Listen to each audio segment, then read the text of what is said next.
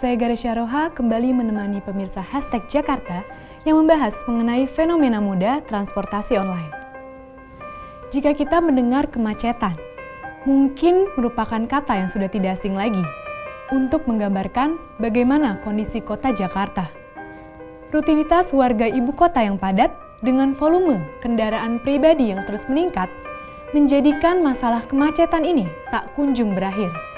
Di tengah kemelut masalah ini, kehadiran sebuah moda transportasi berbasis online menjadi sebuah fenomena dan seakan menjadi solusi untuk menangani masalah kepadatan kendaraan di Jakarta. Lalu sebenarnya, seperti apakah wujud transportasi berbasis online tersebut? Macet bukanlah hal yang baru bagi kota Jakarta. Padatnya kendaraan di ibu kota ini seolah membuat penduduk Jakarta tidak nyaman dalam menggunakan jalanan atau transportasi umum. Dengan kehadiran kendaraan atau moda transportasi online seperti ojek berbasis online, membuat penduduk Jakarta sedikit bernafas lega.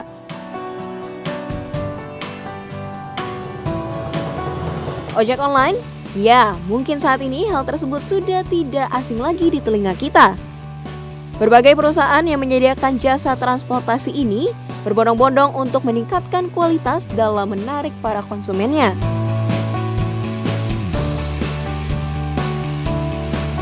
Selain murah, jasa ini juga menjamin keamanan konsumennya. Konsumen cukup mengunduh aplikasinya melalui handphone, kemudian melakukan registrasi, lalu mencantumkan lokasi penjemputan dan pengantaran pada setiap pemesanan.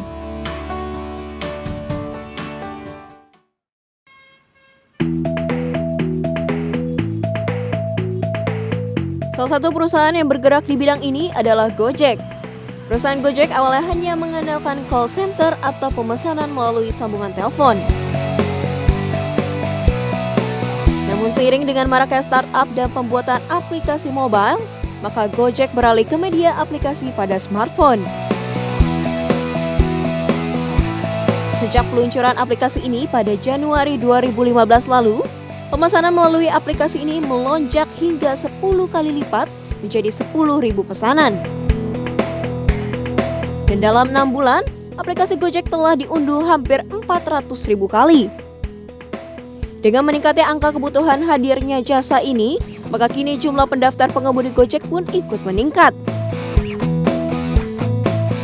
Menurut data terakhir yang terhimpun di tahun 2015, diperkirakan saat ini pengemudi Gojek yang aktif sekitar 20.000 orang.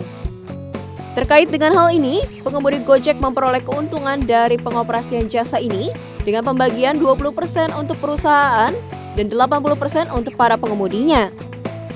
Selain itu, untuk memenuhi kebutuhan konsumen, aplikasi Gojek kini juga dilengkapi oleh layanan pemesanan untuk makanan atau minuman serta pengiriman barang.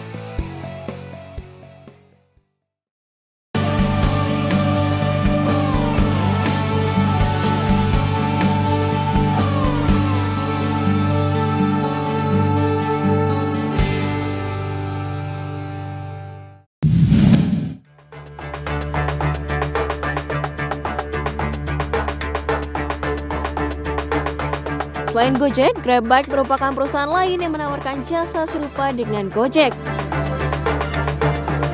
Namun terdapat sedikit perbedaan, yakni GrabBike juga menyediakan jasa pemesanan kendaraan roda 4 seperti Grab Taksi dan juga GrabCar. Selain kedua perusahaan tersebut, muncul juga berbagai aplikasi serupa seperti BlueJack dan OJC. Untuk bersaing menarik minat penumpang, para perusahaan penyedia jasa ini beramai-ramai untuk membuat promo tarif murah dalam jarak tertentu saat konsumen menggunakan jasa ojek online ini.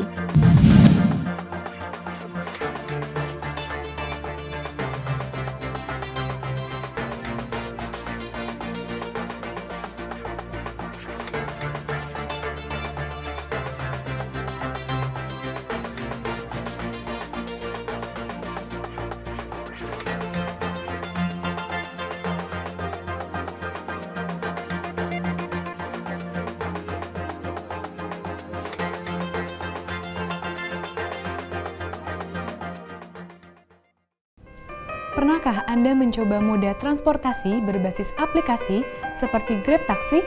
Grab Bike, atau bahkan Gojek, berbagai moda transportasi ini memang semakin diminati oleh masyarakat, terutama di kota-kota besar, khususnya Jakarta. Hal ini karena berbagai aplikasi tersebut menawarkan berbagai kemudahan, kenyamanan, hingga tarif yang lebih murah. Tahun ini, warga Jakarta seolah merayakan keberadaan sebuah moda transportasi baru tapi lama, yaitu ojek. Kini dikelola lewat gawai aplikasi yang memudahkan pengguna ojek dan pengemudi ojek. Aplikasi ini menawarkan kemudahan, sebut saja Gojek. Para pengguna dapat dengan mudah menggunakan aplikasi ini sehingga dapat menggunakan jasa transportasi yang ditawarkan. Caranya cukup mudah, pastikan Anda sudah menginstal aplikasi Gojek. Sesudah itu masuk ke aplikasi Gojek lalu pilih tombol atau menu Go Ride. Setelah masuk ke menu Go Ride, maka akan masuk ke tampilan berikutnya. Kemudian isi location dan location details pada alamat atau form dan location pada alamat tujuan. Untuk location details pada alamat asal, isi dengan jelas agar pengemudi ojeknya mudah menemukan lokasi di mana kita berada. Setelah alamat asal dan alamat tujuan diisi, maka tekan tombol next yang ada di bawahnya. Maka kemudian akan keluar tampilan yang menunjukkan ringkasan alamat asal, alamat tujuan, serta biaya yang akan dikeluarkan sebagai berikut. Setelah itu maka pilih cara pembayarannya. Klik saja tombol Pay With tersebut, nanti akan muncul cash atau kredit Gojek dan silakan pilih salah satu. Kemudian tekan order, setelah tekan order maka aplikasi akan meneruskan ke Gojek untuk mencarikan pengojek terdekat. Anda cukup menunggu untuk ditelepon untuk konfirmasi lebih lanjutnya. Dan tentunya para pengguna ojek pun mendapatkan kenyamanan seperti mendapatkan penutup rambut juga masker dan tentunya dipinjamkan helm Gojek untuk melindungi kepala kita.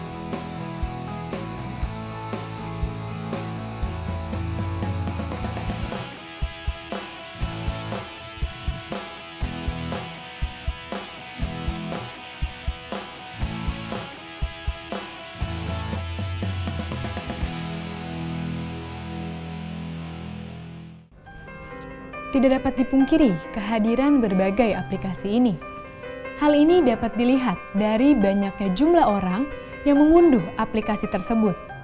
Bahkan, aplikasi Grab Taxi dan Uber sudah sukses di berbagai negara. Hadirnya aplikasi ini sangat memudahkan masyarakat untuk menggunakan berbagai moda transportasi. Para penggunanya juga tidak perlu pergi ke pangkalan untuk memesan taksi atau ojek. Cukup dengan memesannya melalui smartphone mereka.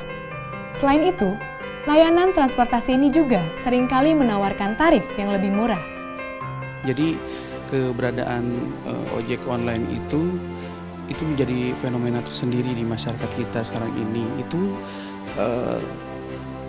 terlihat sebenarnya dikarenakan adanya demand kebutuhan, di mana masyarakat itu sekarang kan bagaikan mendapatkan air di padang tandus dan gini. Dan artinya gini, karena angkutan kota kita itu khususnya Jakarta ya, itu kalau kita lihat belum sepenuhnya manusiawi ya. Kita lihat Metro Mini yang ugal-ugalan dan sebagainya. Jadi Gojek online itu memberikan alternatif gitu, di mana masyarakat dapat dengan mudah mengakses ojek di mana saja, di area mana saja. Kalau kita bandingkan dengan ojek tradisional yang ada selama ini, kita itu harus mencari area di mana pangkalan ojeknya ada. Ya, kita harus jalan mungkin beberapa kilo untuk dapat tempat pangkal ojek. Tapi dengan adanya ojek online, masyarakat bisa di mana saja dia panggil setiap saat, ojeknya datang. Gitu. Dan itu sesuatu yang memberi kemudahan. Jadi kalau saya lihat ini matching juga dengan adanya support dari teknologi. Kita teknologi sekarang ini sudah mengarah ke teknologi ubiquitous ya. Ubiquitous itu istilahnya setiap orang bisa berkomunikasi dengan orang lain di mana saja dan kapan saja dalam waktu bersamaan. Nah, itu teknologi ini yang mendukung Gojek online semakin berkembang itunya. Dan kedepannya kalau saya lihat ini akan terus berkembang dan akan memunculkan aplikasi lain. Saya percaya akan muncul aplikasi lain karena yang namanya dunia kreatif digital khususnya di mobile apps ya, itu kan selalu berkembang. Jadi tidak stuck satu aplikasi itu tidak stuck, itu akan berkembang lagi dengan fitur baru dan fungsi baru. Jangan jauh-jauh kita lihat chat aja, dari WhatsApp sekarang udah mulai ke Telegram, jadi selalu ada sesuatu yang dulu kita nggak kepikir ke situ ya, tapi dengan adanya aplikasi yang pemicu itu akan nanti muncul lagi aplikasi yang lain. Mungkin akan ada aplikasi selain Gojek dan sebagainya ke depannya. Nah, itu tentunya selalu berhubungan dengan kebutuhan masyarakat ya, di mana ada celah masyarakat butuh dan ada ide aplikasi yang bisa mengakomodasi kebutuhan itu, maka akan berkembang. Makanya kalau saya lihat ini dunia mobile aplikasi khususnya di tahun 2016 ini akan semakin ramai ya. Selain dari Gojek online, juga mungkin dari sisi bisnis online lainnya, itu akan semua akan beralih ke mobile apps sih. Karena saya bilang tadi kita punya teknologi yang sekarang sudah support ya, sangat support sehingga orang tidak lagi harus keluar rumah bahkan untuk berbisnis dan sebagainya. Saya kira itu sih ke depannya.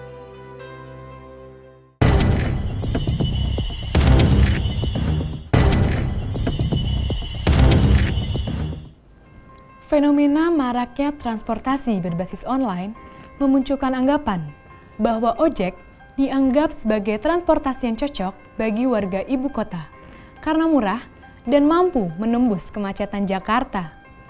Tentunya jasa ini semakin memudahkan para konsumen untuk menggunakannya. Dan di sisi yang lain juga menguntungkan para pengendaranya. Namun di balik keuntungan itu, terdapat berbagai masalah yang muncul seiring dengan naiknya jumlah pengguna ojek online di masyarakat. Lantas, apa sajakah masalah yang dihadapi oleh perusahaan penyedia jasa ini? Berikut ulasannya. Hadirnya transportasi berbasis online yakni Gojek disambut dengan antusias oleh masyarakat Indonesia terutama warga Jakarta. Sejak kemunculannya, aplikasi-aplikasi baru serupa seperti GrabBike, Bluejack, OJC, dan sebagainya juga turut meramaikan fenomena ojek online ini. Dengan berbagai kemudahan dan kelengkapan layanan yang ditawarkan tersebut, ojek dengan metode yang lama yakni ojek konvensional mulai ditinggalkan penggunanya dan beralih ke ojek dengan aplikasi online. Hal ini tentunya memicu konflik antara ojek konvensional dan juga ojek online. Ojek online dianggap telah merebut penumpang ojek konvensional karena pendapatan mereka semakin berkurang. Untuk itu, di berbagai daerah di Indonesia, ojek konvensional memasang banner larangan masuk bagi pengemudi ojek online. Dampaknya, di tahun 2015, banyak terjadi kasus adu mulut antara ojek konvensional dan juga ojek online yang disertai dengan kekerasan hingga menyebabkan kematian. Selain konflik eksternal, konflik internal pun terjadi di dalam PT Gojek Indonesia. Sebanyak 7.000 pengemudi Gojek dipecat secara sepihak oleh CEO PT Gojek Indonesia yakni Nadiem Makarim karena diduga melakukan orderan fiktif. Para pengemudi yang dipecat telah diteliti dan menemukan bahwa mereka tidak mengambil penumpang, namun tetap menerima pendapatan jutaan rupiah di setiap bulannya. Dengan begitu, pengojek akan tercatat di sistem telah memenuhi order tersebut. Sementara ulasan atau pemberian rating juga bisa dimanipulasi oleh pengojek itu sendiri.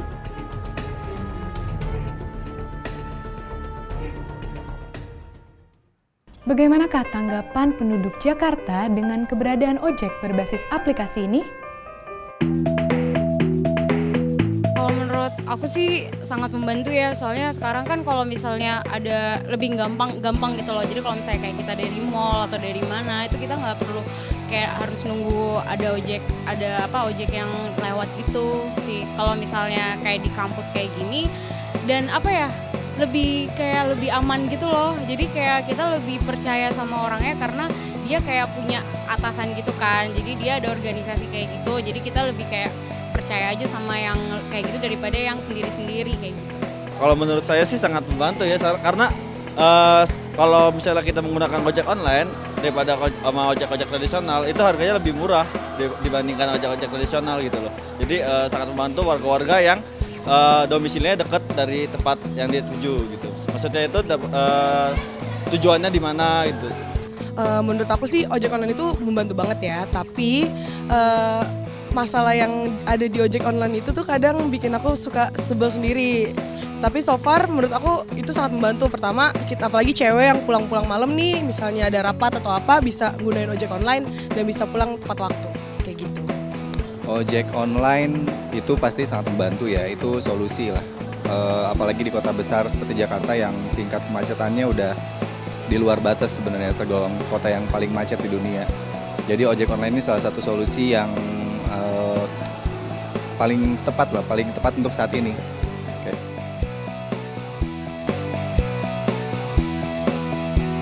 Aku sih pernah ngerasain waktu itu pas udah mau naik ternyata masnya bilang, "Kak, jauh ya ternyata. Maaf ya nggak bisa." Padahal jelas-jelas dia nerima dan aku udah megang helmnya. Itu bad moment banget deh. Terus abis itu akhirnya aku cancel, akhirnya aku naik ojek yang lain kayak gitu sih. Tapi itu baru sekali, sisanya mah lancar. Kendalanya sih biasanya sih kayak tukang ojek itu ngulur-ngulur waktu gitu. Jadi saatnya kita mau buru-buru itu tukang ojeknya lama datangnya maksudnya gitu. Mungkin entah dia alasan untuk ngapain, saya juga nggak tahu sih. Terus. Kalau kendala mungkin nggak terlalu sering, lebih sering membantunya. Jadi kalaupun ada kendala itu nggak terlalu signifikan, paling cuman masalah operasional online-nya aja terlalu lama dan segala macam, tapi itu nggak terlalu sering terjadi. Kalau keluhnya sih mungkin ini ya, karena banyak yang pakai juga, karena sekarang banyak yang minat juga order kayak gitu. Jadi banyak ini kayak error gitu di aplikasinya, kayak gitu doang sih, kayak koneksinya kayak gitu aja sih.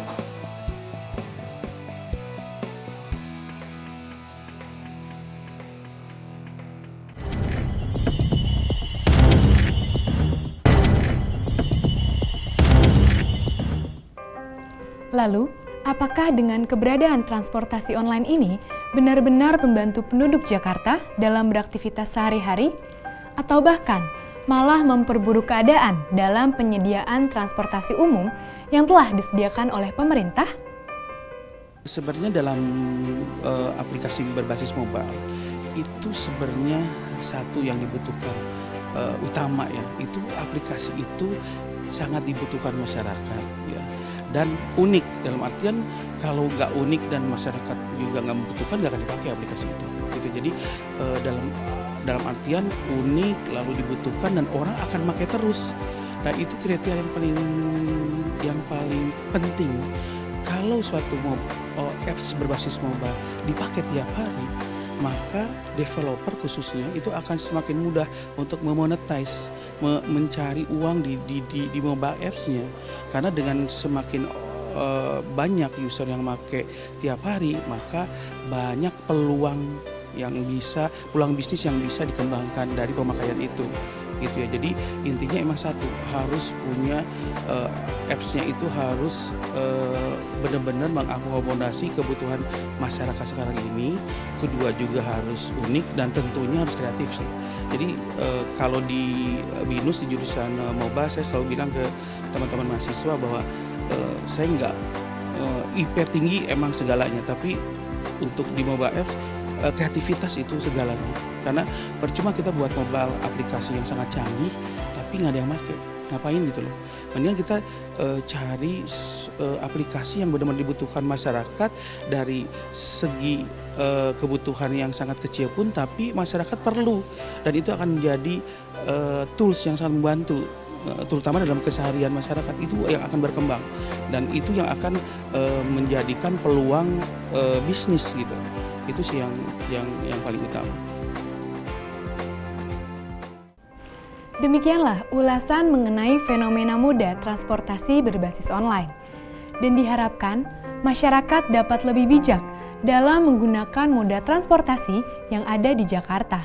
Dan pemerintah dapat mendukung kehadiran moda transportasi yang baik bagi penduduk Jakarta. Saya Garesha Roha, sampai jumpa di episode #Jakarta selanjutnya.